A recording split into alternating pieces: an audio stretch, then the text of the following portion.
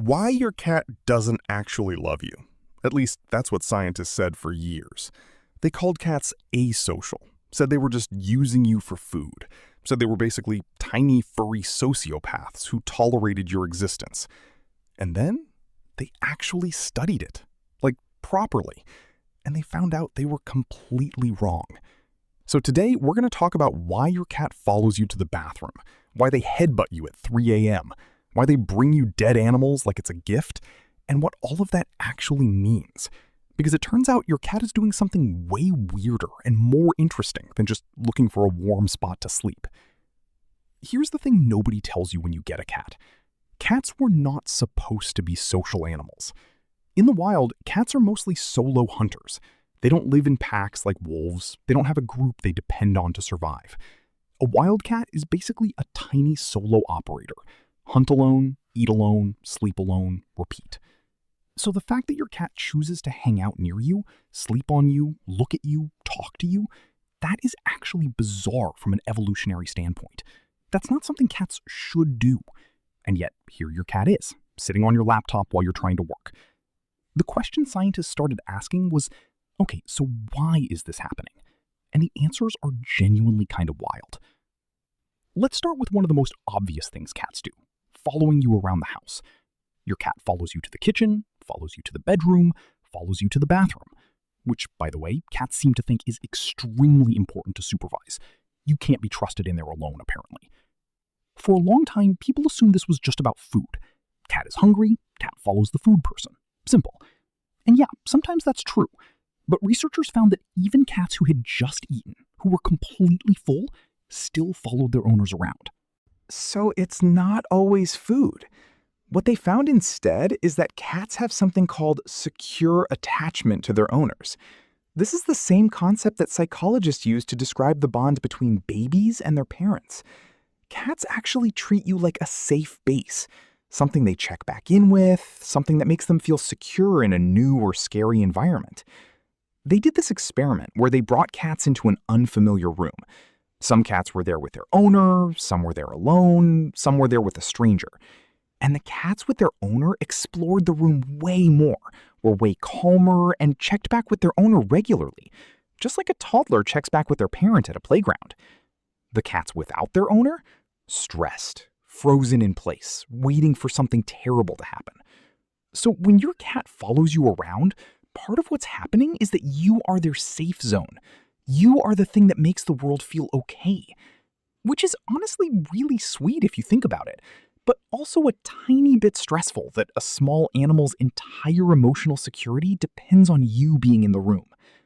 Now, let's talk about the headbutt, or as the fancy cat people call it, bunting. Your cat walks up to you, puts their little forehead on your face, and just pushes. What is that? Okay, so cats have scent glands on their cheeks, their forehead, their chin. When they rub their face on you, they're leaving their scent on you. They are marking you. Now, before you feel weird about that, this is not the same as when a dog marks a tree. This is actually a bonding behavior. Cats do this with other cats they trust and like. They rub faces together, they headbutt each other, they mix their scents together to create what's called a group scent. When your cat headbutts you, you are being included in their social group. You are being accepted. Your cat is saying, you are one of mine and I am one of yours. The wild part is that cats don't do this with just anyone. They do this with cats and people they actually feel close to. So your cat isn't just headbutting you because you happen to be there. They're doing it because they specifically chose you, which is honestly a little emotional if you sit with it for too long. Okay, let's talk about the thing that causes the most confusion, the dead animal problem. Your cat brings you a dead mouse, or a half-dead bird, or the leg of something you can't identify, and you are horrified. You don't want this. You never asked for this. And yet your cat looks up at you like they just did the greatest thing in the history of the world. What is going on? There are actually a few theories about this, and they're all kind of interesting. The first one is that your cat thinks you're bad at hunting.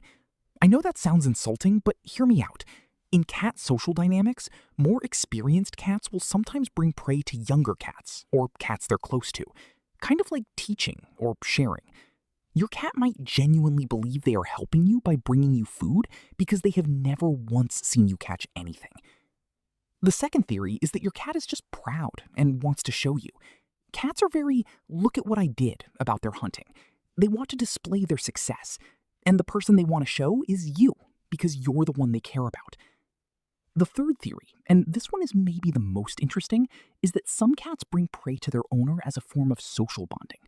Sharing food is a big deal in the animal world.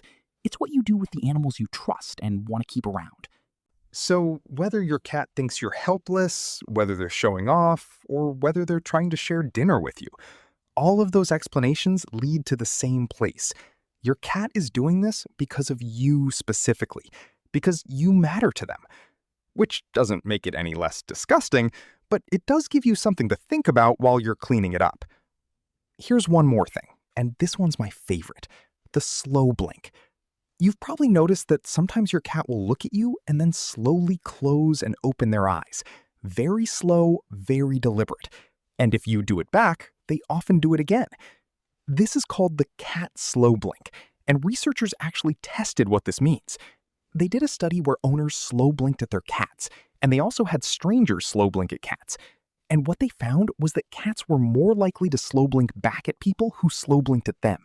And they were also more likely to approach those people afterward. The slow blink is basically a cat smile. It's a signal of trust, of relaxation, of I feel safe around you and I'm not threatened. When your cat slow blinks at you, they are telling you in cat language that they are genuinely comfortable and happy in your presence. And the fact that you can do it back and they respond to it, that's not just your cat reacting to a weird eye movement.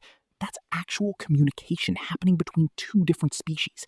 That's you and your cat having a real exchange. If that's not kind of amazing, then I don't know what is. So here's the big picture thing, right? Scientists had cats wrong for a long time. They said cats were independent, cold, indifferent, basically just animals that happen to live in human houses without really caring about the humans in them. But the research tells a different story. Cats form real attachments. They have a concept of my person. They feel safer when you're around. They communicate with you using behaviors they don't use with animals they don't care about. They bring you things, they mark you as theirs. They look at you and blink slowly because they want you to know they feel good when they're with you. Your cat is not just tolerating you. They chose you. Every single day, they choose you. And coming from an animal whose whole biology was built around not needing anyone, that's actually kind of a big deal.